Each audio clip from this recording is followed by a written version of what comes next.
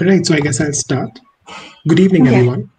My name is Abhishek Jain, and I'm pleased to invite you all to Plant's session on a Master of Integrated Innovation for Products and Services from Carnegie Mellon University. Towards the end of this session, we will also be having a short Q&A session for which I will request you all to put your questions in the live chat box. Today, we are very fortunate to have with us Harshika Jain, a graduate of the 2017 batch of NID, who then went on to complete her master's from Carnegie Mellon University in 2019. She currently works as a product designer at Tulip Interfaces. In this session, Harshika will be speaking in detail on the application process to Carnegie Mellon University, as well as the opportunities available during and post a MIIPS from Carnegie Mellon University. I would now like to hand it over to Harshika to begin the session. Hi, everyone. Thanks for the introduction, Abhishek. So as you know, I'm a recent graduate from Carnegie Mellon, and I'll just have a short slide deck to share.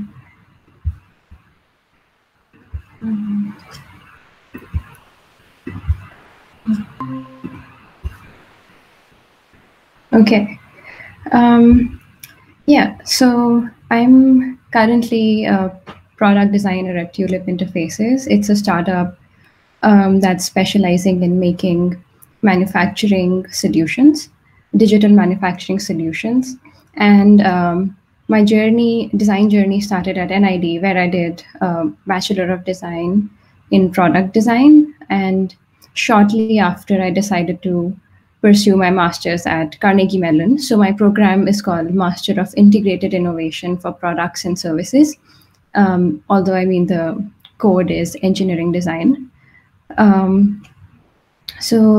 me go over a short journey of some of the things that I've done in my professional journey. So I started during NID, we have to do this thesis project. So I worked at GE Healthcare designing chemotherapy experiences for people who are suffering from cancer. Then I went on to work at Microsoft, and I worked in this team, which is enabling Digital India with the government. I'm sure you know about that initiative. And then during grad school, some of my projects were designing with data. So all these machines and sensors, they give out a lot of data. So how can we make sense of that? So one such project was with truck drivers, so using sensor data. Then I interned at Autodesk. I was designing their mobile application for their software called Fusion 360. And I learned a lot of stuff about data analysis and web development during grad school. And all these previous experiences led me to work at Tulip and combine all of my knowledge in grad school and before grad school. And some of the personal developments that I saw during grad school was that the design process typically follows this double diamond kind of thing, where you do the problem discovery, you try to bring it down to customers, target group of people, then you develop it further, develop that problem further, and then you deliver it. But then my what value grad school added was that I could better understand the business goals of why we should design a product. And later, when you build the design specs, how do you deliver it to the technical team to develop it further, and better collaborating with business teams and engineering teams. So going over why I chose grad school and why should you be interested in the Carnegie Mellon MIPS program. So basically, while I was at design school, I think most schools in India, they are standalone design schools, engineering schools, or business schools. And I really missed the collaboration aspect. I mean, I could experience some of that in the industry, working with product managers and engineers, but I really missed I wanted to learn what are the different mindsets of people from these backgrounds. So I looked for programs that are very collaborative in that sense. And I came across MIPS, which is the program that I did, and another similar program, which is actually a sister program of CMU, of my program, is in MIT. It's called the Integrated Design Management Program. And they also bring people from design, business, and engineering backgrounds, although they need a minimum 3 years of experience. CMU doesn't. So you can go from like a straight out of undergrad. But I wouldn't recommend that, because MIPS, it's not like a very focused program. So it's like, you have to really know what you want to get out of the program, because they teach you so many things. It's very easy to lose focus. So going into grad school, I mean, in any program, you need to know what you want to do, but especially in MIPS, you have to be very sure what you want to get out of it. That's why some work experience helps, because then you can be like, after design or engineering school, I learned these things, but now I want to build, say, my product management aspect, or I want to learn more design thinking, or I want to learn the business aspect of things. So then when you go into MIPS, it's easier for you to choose which electives that you take to build those specific interest areas further. And also they would help you to get a particular kind of job. So from MIPS, mostly if you are an engineer and after MIPS you still want to be like a hardcore engineer, probably this program is not for you. This program is mainly, say you came with a computer science or mechanical engineering or any engineering degree. Say you want to become a technical product manager, or you want to become like a creative technologist, which is a hybrid between a designer and an engineer. Or say you come from a business degree, you want to become a product manager, or you want to become a UX designer. Or say you come from a design degree, you want to again become a product manager or go into more technical product design. So my aim was to go into more technical product design, more, say, enterprise, working with products that have a very strong engineering aspects that designers have to deal with. Yeah, so I'm happy to answer more questions later on if any of you have doubts about if this program is a right fit for you. But on an overall basis, that's what I described is what I am trying to convey. Okay, and then the application process. The applications, I think they open around October or November. I'm not sure, they keep on changing, but it's along with the usual deadlines of most master programs. It's not a rolling admission, so you could apply anytime, but the earlier the better, I would say. So you need to have GRE scores for this. You need to have the English exam, IELTS or TOEFL, both are accepted. A statement of purpose, 3 recommendation letters. Then they also ask for, at least in my application, they asked for what would be your potential thesis, because we have to do a thesis at the end of the program. So you have to be kind of clear.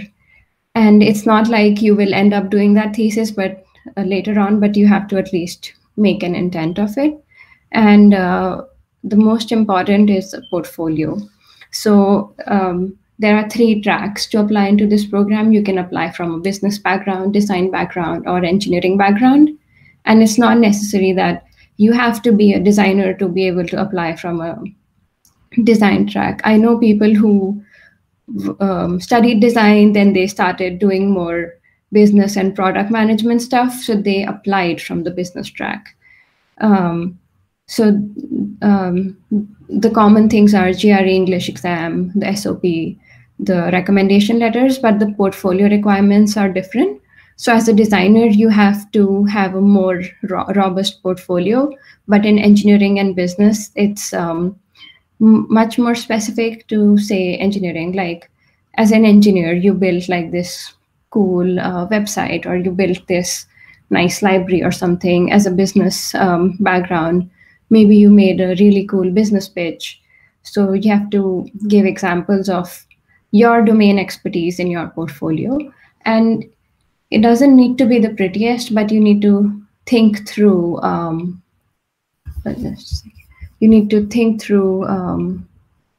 what your narrative is in the portfolio. So things like, oh, this was the problem, these were the key metrics that I achieved as the product manager, designer, or engineer on the project, and then highlight your contribution. Maybe talk about, oh, this is how I failed, this is how I mitigated that failure. So the process is also super important to show in the portfolio. And of course, the finished product, or say you brought it to an intermediate stage, and clearly highlight your contribution. So if it's a group project, clearly highlight that, oh, even this was like this huge thing we shipped, my role was this. Then I think the application process, my experience, I would say that most master's program, it's a pretty rigorous process. You have to collect a lot of things to finish the application. But I would say that not just MIPS, but for any master's application, it's also the SOP especially has to be really close to what you're seeking. There's no point in lying there or getting someone else to write it or copying someone else's. It has to be really close to what you are seeking to do, because people like the admissions committee, they are really good at sniffing out, when you're bluffing or whatever, not sounding authentic. So yeah, I didn't feel that I had to put in that much effort into an SOP. I just structured it really nicely into different sections, organized my thoughts. And portfolio also, as designers, we always have portfolios, so it wasn't really tough. But if you're applying from an engineering or a business background, you should probably spend some time putting it together, get feedback from friends, family, see if they can understand it, and then submit it. It doesn't have to be the prettiest, but your thoughts need to be arranged really well. Application process plus the admissions committee at CMU, they are really helpful. So if you email them about, I'm having this kind of trouble in my application, they are super prompt to respond. So that's also one resource that you can utilize. One thing in my applications, during my applications, was that I didn't really reach out to people as much, say seniors and all who are in that program, to understand more about the program. So I would also recommend that MIPS or any other program, just reach out to people who have studied in that program or who are current students, just to gauge their experience and ask specific questions about, to gauge if that is exactly the right program for you. Opportunities and skills acquired during the program. Like I was saying, the program can be very generic. It depends on you how specific you end up making it. So the program has specific classes that are, say you come from a design background, you have to do specific engineering and business classes, vice versa for the other two. But after that, it's really up to you what kind of electives you take from other departments. So one advantage of CMU that I found was that coming from a pure design school, CMU gave me the university experience because there's so many other departments.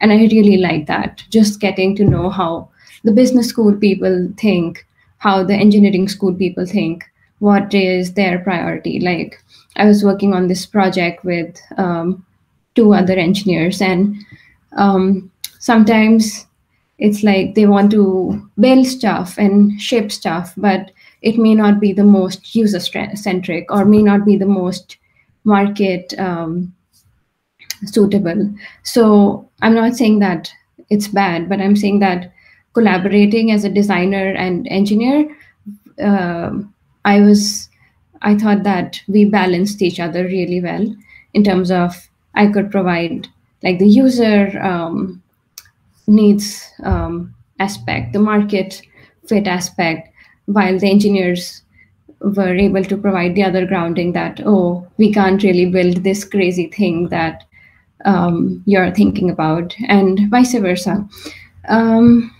So yeah, that's the whole balance. So that's the whole, I would say, advantage of being in a university if you're seeking that kind of experience. And job search wise, I think in India we are kind of really used to say career like on campus hiring events. These companies would come, you'll get an offer and you're done. But here when I came, it took me some time to understand how the hiring here works. It's mostly networking based, so you have to reach out to recruiters, reach out to hiring managers, try to understand what their team does, what their company does. Then you would get to an interview stage. Here, applying on portals and websites, that is not the best way to get a job. So that's why during grad school, one important skill that I learned, at least to get a job, is networking. And networking doesn't need to be just to get a job. It's also like, you set up a call to understand how this industry works, and probably what you get out of the call is that if I want a job, then is this an industry that could be interesting to me? Or maybe you learn something from a person, or maybe that person becomes a mentor to you. But here again, networking is like the key to get a job, because that's like a certain, in hiring there's like multiple aspects that you have to multiple aspects to job search. So one is likability, that does the team that you're looking to work with, do they like you just as your outlook towards things? And it's not just about skills. So that's why here job search is also about advocating for yourself, communicating really well, and people can't really see your skills, right, just by looking at your resume. So you have to really vouch for yourself. So that was a learning curve for me, but once I got a hang of it, slowly, it was definitely easier to do job search. But yeah, I think that's something that, coming from India especially, we need to learn. Another thing, I mean, that some of you might be curious about is that how is it like settling in the US coming from India? I mean, yeah, initially it does feel a lot different, like how things here in the US run, but slowly you get used to it. But the only thing I would say is that, just if you have friends, just keep on talking to people, keep on sharing. If you're not feeling up to your highest mark or whatever, keep on speaking to your friends. And there are so many other grad students. It's like all of you are in the same boat. So for me, it really helped. I made quite a few friends who were also going from India to CMU. So it was definitely easier, and we could relate to each other's like daily, I won't say struggles, but like, daily qualms, I would say. And initially, yeah, the cost of living is also so different, so high in the US that you definitely feel the pinch. But um, grad school, it's investing in yourself.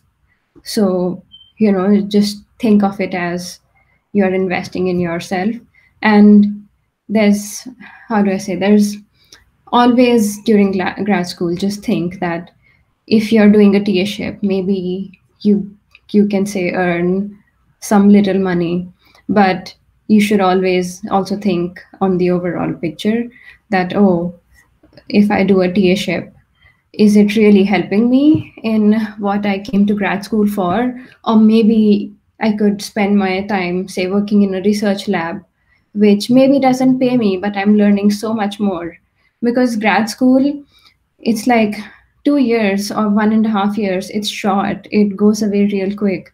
So at every point, it's very important to think about, am I really making full use of my time here? So it's, yeah, I think one advice is that don't get caught up in small TA jobs or something if it's not helping you. Say it's a really nice class, like a business class or whatever, and you're TAing for that, and you're learning something or learning a lot out of it, then definitely do it. But if it's not really helping you, it won't really help you in interviews or anything, then just don't. What else? Think that's pretty much about it. And let me see.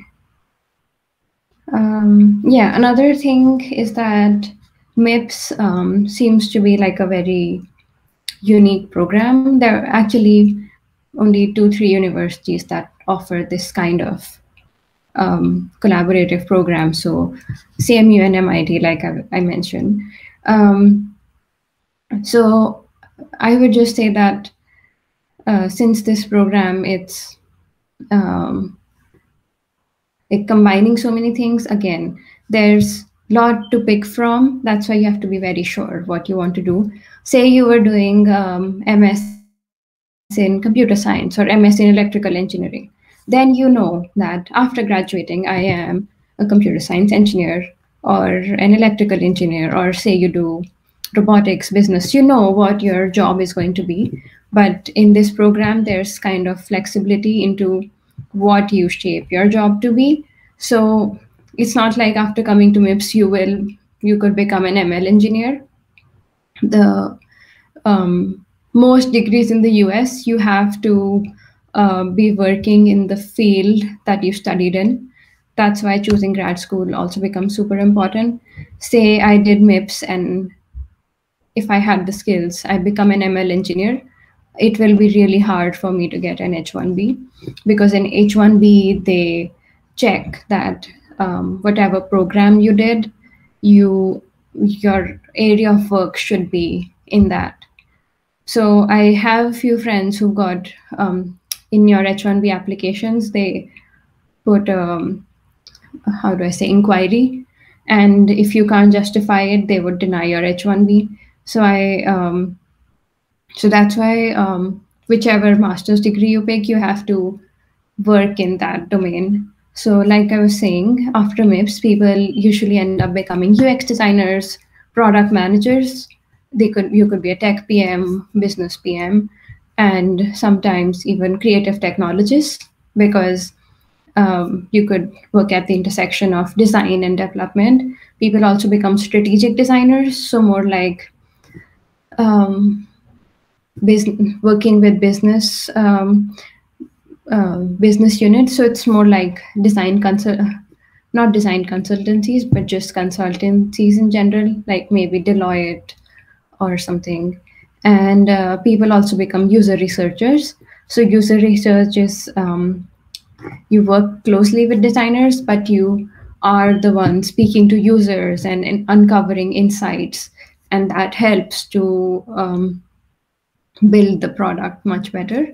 So these are the usual career paths after this program. So only apply if you think that in the future you would like to do such things. Additionally, some people who come into the program, they are very clear that they want to do product management, not as much of the design aspect that the program offers. So in that case, you should apply to pure product management programs. Some people are very sure that coming to this program, they want to be UX designers or go into human computer interaction, then also think that does this business aspect really help you? Otherwise, just apply to human computer interaction. At CMU, even there are some other really good schools that offer human computer interaction. So, I mean, coming into this program, you have to be very sure that the business aspect, the technical aspect, the design aspect is something that you're really looking for. That's why people who come into this program, they tend to have a lot of industry experience, because then these understanding these different aspects makes a lot more sense to them. So yeah, either come after a lot of industry experience, or if you're coming straight out of school, just know what you want to be doing after this program. Yeah, I think that's pretty much it from my end. Abhishek, do you have any questions that I missed? Thank you so much, Archika. I think that was a very, very good session. And I think you've covered in detail as to what exactly the MIPS is about and who actually should actually try to consider this course and when they should do so. I do have two very, very short questions. My first is actually with respect to the application process, actually. So could you elaborate a little bit more as to what exactly makes a good CV for a MIPS applicant?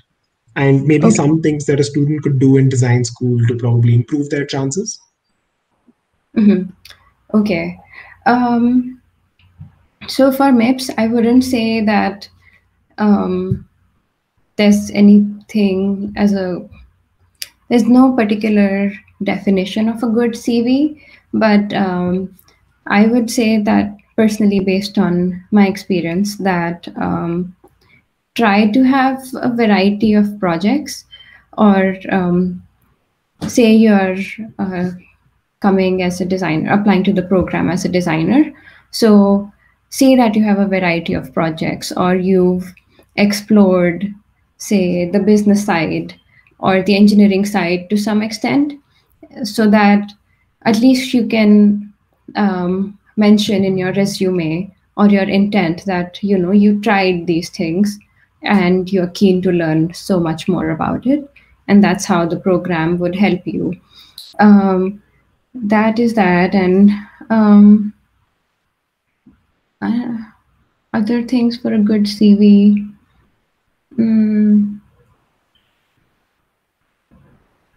I mean, people in my program, apart from design, business, and engineering backgrounds, there were people from sociology background. I know someone in my junior program who came from a geography background.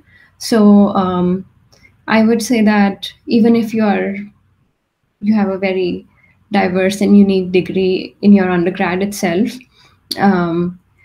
if you've done some business side, like product management somewhere, or you did some front end work, or you did some freelance stuff, be sure to put that, because it's like, how do I say, the experience that you put on your resume, that can also lead up, it can support which stream you're applying from.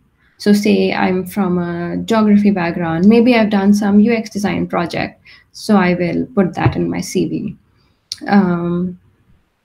That's all. Yeah, I think, yeah, to conclude, there's no such thing as a good CV. I would just say that explore a variety of things and try to put whatever's relevant to what you want to become in the future.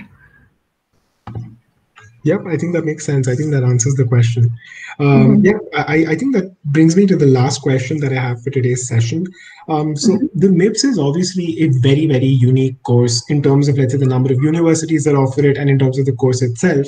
So do you think that there are any kind of internships or projects that a student could specifically take up in their undergrad, or let's say even post their undergrad, to actually ascertain that, okay, the MIPS is something that is going to further my career goals or aims?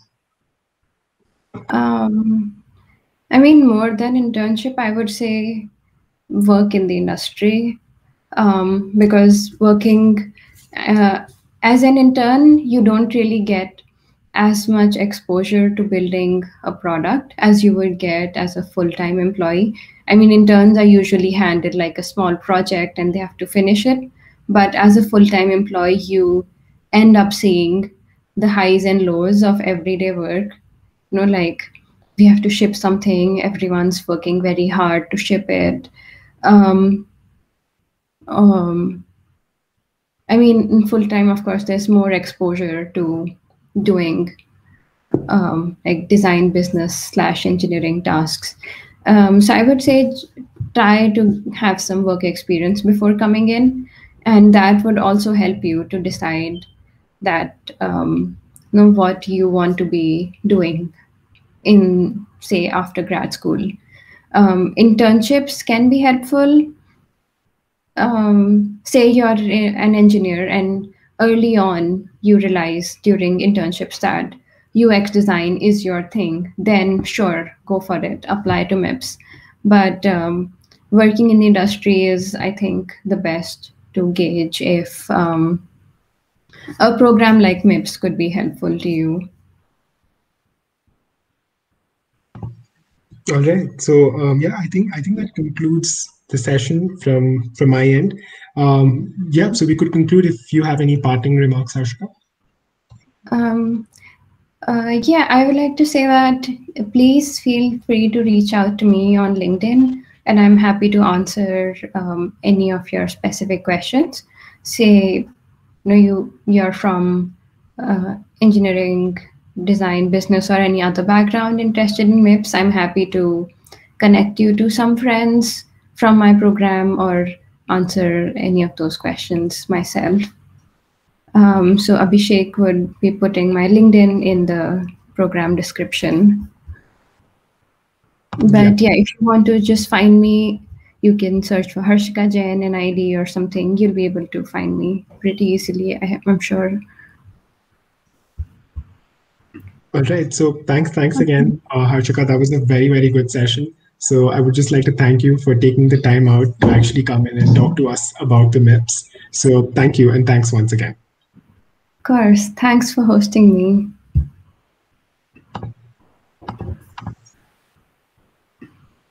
Yep.